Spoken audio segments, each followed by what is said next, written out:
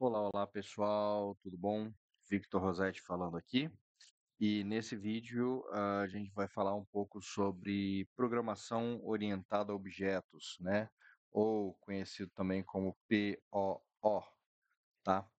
É, Primeira coisa, antes de a gente entrar no que é orientação a objetos, nós vamos falar o que são paradigmas, tá? Paradigmas, que é o P aqui, né? Paradigma, tá? Um paradigma é um modelo, um padrão que a gente segue, tá? Dentre as inúmeras coisas. Por exemplo, a nossa linguagem, né? A língua portuguesa, a língua inglesa, todas elas têm gramáticas, né? E então, essa gramática é um paradigma, né? É um modelo, uma base a ser seguida, né? Na linguagem de programação, nós também temos isso. E dependendo da forma que você vai atuar, você vai usar um paradigma diferente. Não existe melhor ou pior paradigma, existe um paradigma mais ah, ah, hum, que melhor se encaixa a cada situação, tá? Um dos paradigmas que é bem utilizado ultimamente é o orientado a objetos. Ele é um pouco abstrato logo de início para ser compreendido, mas ele ele tem o intuito, né, o foco dele é de estruturar essa orientação a objetos e em 4 pilares que a gente vai falar logo, né, hum, logo.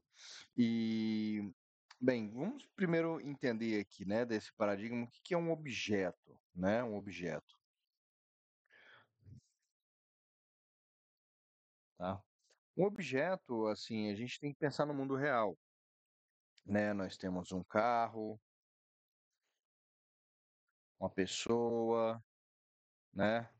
Uma pessoa, um animal, né? Uma panela, um celular, um computador, né? Nós temos inúmeros objetos. Mas aí que entra o abstrato dele quando a gente fala disso em programação, a gente está tentando transformar isso em algo programável, né? Ou seja, algo que vai entrar e vai ser traduzido no que a gente chama de classe, tá? Então, o objeto, né, por mais que a gente chama de objeto, a essência desse objeto vai transformar ele em uma classe, tá? Eu acho que o meio mais fácil, talvez, de entender esse conceito é trabalhar, por exemplo, exatamente com os conceitos da biologia. Nós temos hoje, por exemplo, né, vários animais que são felinos. Nós temos o tigre, nós temos o leão, nós temos um gato do mato e nós temos o gato doméstico. Qual é a diferença deles? Né? Por que que eles estão assim? Qual a diferença que nós temos? Teoricamente, né, assim, pela classe, todos eles são felinos, mas se você for perceber na chamada, né, na árvore, eles se diferenciam, né, em ramos, porque você vai ter características específicas para cada um deles, né, desde tamanho, peso, né, pelagem, ambiente onde está. Então, essas características, né, faz com que eles sejam diferentes, por mais que todos sejam felinos, né? Então, há grupos diferentes para cada tipo de felino. O cachorro é a mesma coisa. Se você for pegar os cachorros e você for estudar, né, a parte dos lobos, né, os lobos são da família, né, dos cachorros, né? Só que eles são diferentes, né? Eles são diferentes, eles têm outros atributos. E é isso que a gente está tentando descobrir. Quais são os atributos, quais são os mínimos detalhes que a gente consegue definir essa classe, tá? Novamente, eu sei que é complexo e um pouco abstrato, mas é essa abstração mesmo que se dá no nosso, na orientação a objetos. E isso é empregado dentro das empresas, né? Então vamos tentar traduzir isso de uma outra forma, tá? Então, por exemplo, eu vou pegar aqui o carro, né? Esse exemplo de carro. O carro, ele tem alguns atributos básicos para a gente identificar, né? Se a gente for olhar assim, nós temos um carro, nós temos motos, nós temos caminhões, né? Qual a diferença entre eles? Então, a gente vai detectar que o carro tem quatro rodas, tá? O carro tem normalmente, né? No mínimo, duas portas, né? Vou colocar aqui portas.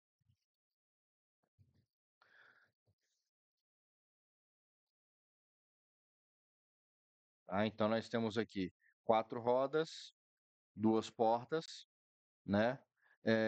Vamos colocar aqui volante,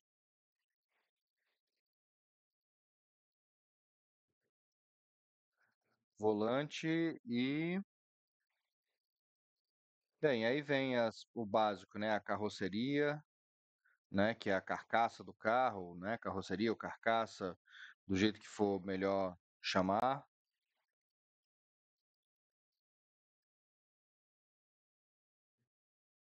tá? A carcaça do carro, né? Tem ela.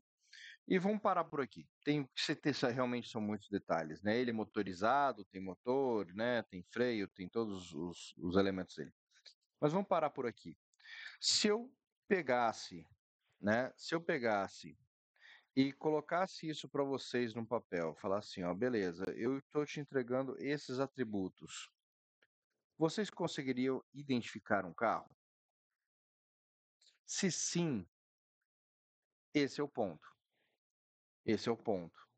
É, ainda falta um pouquinho, claro, a gente pode confundir isso aqui com talvez um caminhão, um mini caminhão, né?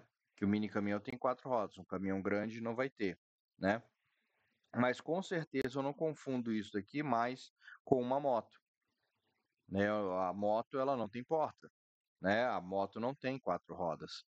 Então, esse é a essência da orientação a objetos, a gente conseguir pegar os atributos mínimos do carro que vão conseguir trazer isso para cá, trazer isso para o nosso a nossa estrutura básica, o nosso paradigma, né? Nossa estrutura básica definindo, né? é, é, como um carro é. Lembrando, existem alguns detalhes importantes que isso muda de para cada situação, para cada empresa, para cada detalhe. Por exemplo, o carro, na verdade, ele não tem quatro rodas, ele tem cinco rodas, porque eles são quatro rodas básicas mais um step, tá? O carro não tem duas portas ou quatro portas, ele tem cinco portas, porque a porta do bagageiro é considerada uma porta. Então você vai ter aqui duas mais uma que vai dar três, ou quatro mais uma que vai dar cinco, tá? E isso se a gente falar da indústria de veículos. Por quê? Para eles, quando a gente contabiliza, até mesmo questão de valor, isso conta. Você ter mais portas no veículo conta, fica mais caro para eles produzirem. Então, de acordo com o negócio, isso é modificado. Isso é alterado e cria-se um carro para aquele negócio, né? Olhando por alto, essa é a nossa estrutura. Com isso feito, agora eu vou traduzir isso para esses atributos computacionais aqui, tá? Ou seja, eu vou falar que, opa, rodas vai ser um int. Portas também vai ser um int. Volante pode ser um string, pode ser um booleano, pode ser, sei lá, algum outro formato, né? Então vamos colocar aqui como se fosse um string, né? Que aí vem o modelo do volante, né? Por exemplo, dependendo dele. Poderia ser até um float, o tamanho do volante, né? Quantos centímetros, né? A carcaça. A carcaça, né? Aí pode ser, como todo carro tem, não pode ser um booleano, né? Mas podemos fazer ele aqui como se fosse também um string, porque tem os tipos de carcaça diferentes, né? Os padrões. Então pronto, ó. Esses 4 elementos se transformaram em 4 atributos que vão ser int, int, string e string. Com isso, agora eu consigo estruturar a minha programação para fazer com que eu crie esses elementos, tá? Tá, mas ok, mas qual o motivo disso? Por que isso, né? Bem, aí vamos traduzir isso de outra forma, né? Eh, vamos ver aqui, por exemplo, em jogos, né? Jogos. Bem, aqui temos então um jogo, né? O Diablo 4, que é um jogo bem recente até, tá? E o que que acontece com ele, né? Então nós temos aqui os personagens, né? Os personagens que são do jogo. E eu vou, por exemplo, criar aqui um novo personagem, né?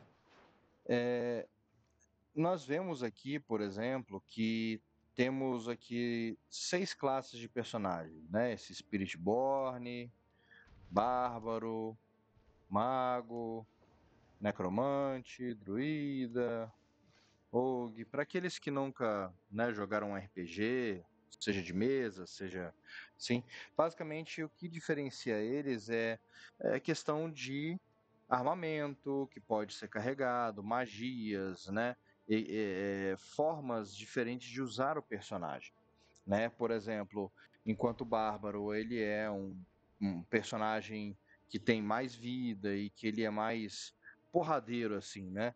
Ele vai utilizar armas, né? Normalmente armas brancas para poder atacar, para poder avançar, né? O mago aqui, por exemplo, ele já vai usar varinhas, né? Cubos mágicos e utilizar magias para poder atacar, né? Ou seja, ataques à distância.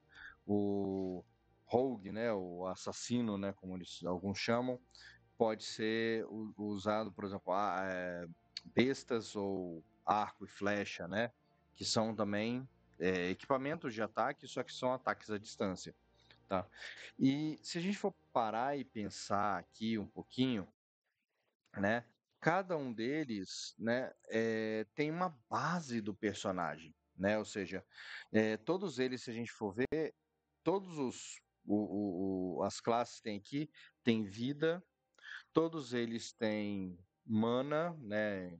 Por mais que sejam um pouco diferentes, mas tem uma forma de soltar certos tipos de magia. Todos eles têm algum ferramental, né, que é básico para todos os personagens.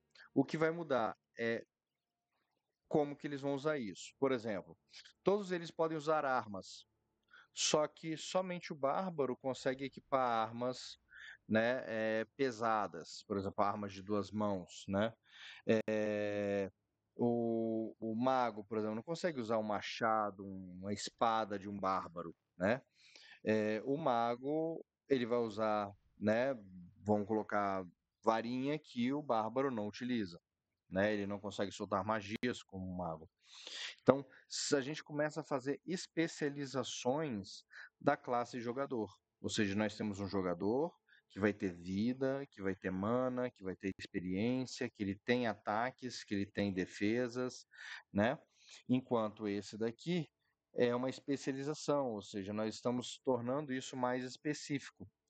Como assim mais específico? É criando diferenças baseadas naquele jogador.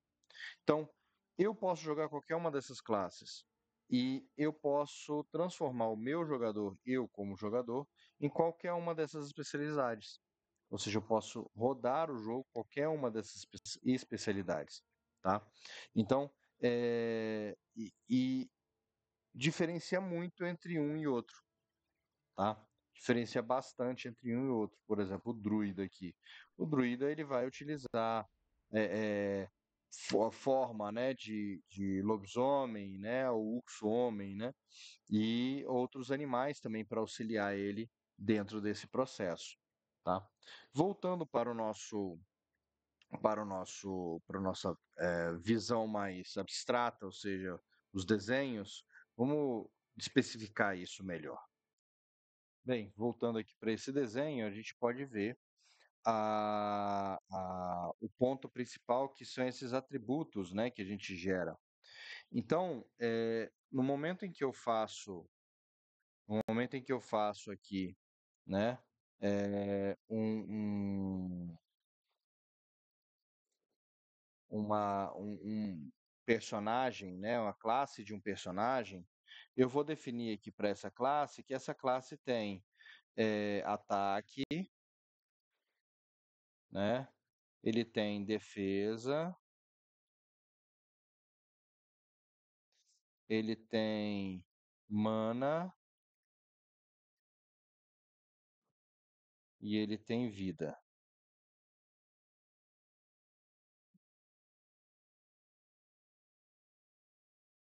tá? Vamos colocar simplificar para essa parte. Isso daqui é a classe, tá? Jogador, tá? Jogador. Então essa classe aqui, jogador, ela tem em qualquer situação, em qualquer momento ali do jogo, ela vai iniciar, todos eles iniciam, né? Qualquer jogador inicia com isso. Só que dela é que provém subclasses. Por exemplo, a classe bárbaro,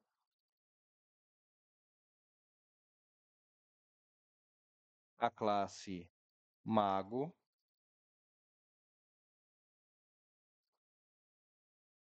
e as outras inúmeras classes que nós temos lá. Quando a gente faz isso, o que está acontecendo? A classe bárbaro, a classe mago ou qualquer outra classe vai herdar, vai trazer todos esses atributos junto com ela. E aqui que ela vai diferenciar, ela vai falar, opa, o ataque do bárbaro vai receber um plus aqui dentro, tá? Então o ataque aqui vai receber, vai ter um ataque mais forte. A defesa dele também vai ser mais forte. A mana dele vai ser reduzida. A vida dele vai ser aumentada. Então, e ele vai ganhar um set de possibilidades, um set de magias, né, que só o bárbaro pode soltar. Por exemplo, troncada, né, ou seja, ele pode dar troncada nos outros. Ele pode ter gritos de guerra comparado ao mago, que teria às vezes uma magia, né, um especial. Então, esse aqui é o ponto dessa diferenciação, ou seja, todos eles aqui recebem esses atributos básicos e repassam isso tudo para as próximas especializações ou classes. Mas por que eu falei isso? Porque isso também se refere ao mesmo processo dos felinos, né? Os felinos, a classe principal aqui dos felinos, a gente sabe que todo felino ali vai ter quatro patas, né? Quatro patas. A gente sabe que todo felino, né, vai ter orelhas, vai ter focinho, vai ter garras, né? Garras. O que, por exemplo, o cachorro não tem. O cachorro não tem garras retráteis, né?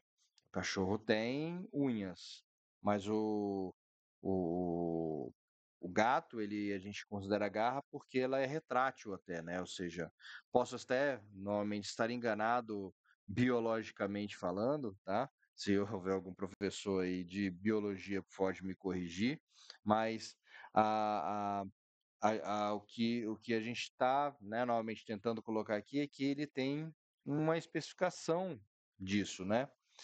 E aí quando a gente pega essa base aqui e joga para um gato doméstico, para um leão, para um tigre, a gente vai ver que tem diferenças. Uma chita, né? A gente vai ver que vai ter diferenças. Por exemplo, até mesmo o peso e a fisionomia deles mudam, né? A chita é um animal extremamente leve, extremamente ágil, né? Que que consegue correr grande distância por um certo tempo, enquanto o tigre e o leão não conseguem correr por muito tempo. Eles são animais de mais peso, grande porte, que são assim extremamente pesados, com patas bem maiores, com um maxilar bem maior, né, do que a chita, e isso tudo muito maior do que um gatinho de casa, né? O gato doméstico que consegue ter uma consegue correr, não como a chita, não rápido como a chita, mas tem um peso muito mais leve e não é tão danoso, por exemplo, para um ser humano, né? Não que eles sejam maus, mas assim, se você fala fui mordido por um leão e fui mordido por um gatinho, eu acho que o leão, bem, vai causar mais estragos em você, né? Então, esse é o processo que a gente se dá, né, na orientação a objetos. A gente está passando por esses pontos, né, que, novamente, eu sei que é abstrato e isso a gente vai colocar nos próximos vídeos na prática, no código, tá? E aí, para finalizar, nós temos aí quatro elementos, tá? Quatro elementos que a gente tem que discutir, tá? Que são as bases do da orientação a objetos, tá? Então deixa eu colocar aqui só uma nova aba. O primeiro é a herança. Opa,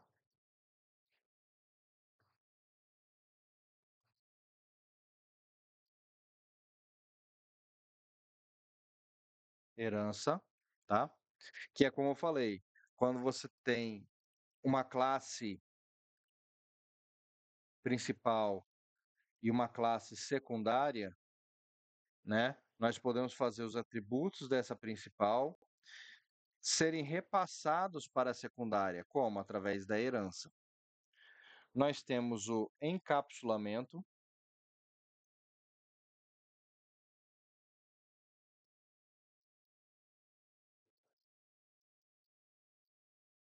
O encapsulamento, ele é basicamente um elemento que vai ficar mais claro quando tiver no código, que é quando a gente encapsula dados.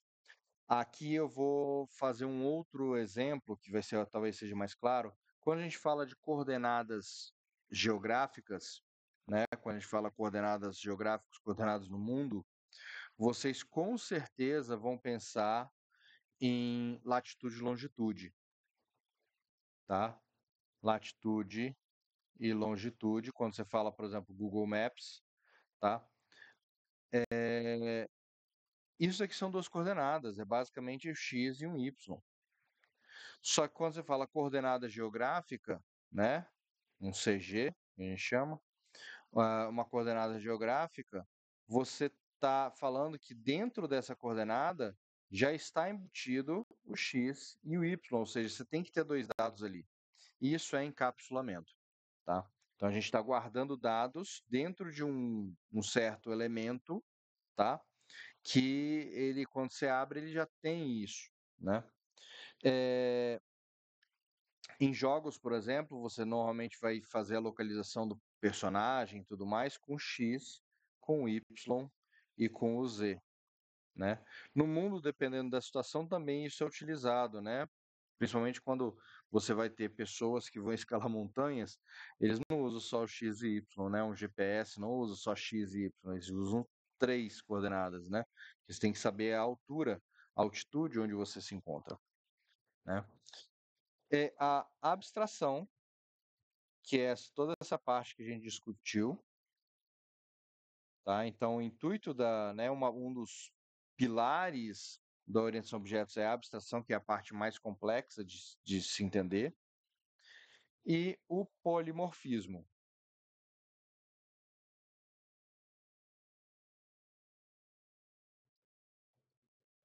polimorfismo.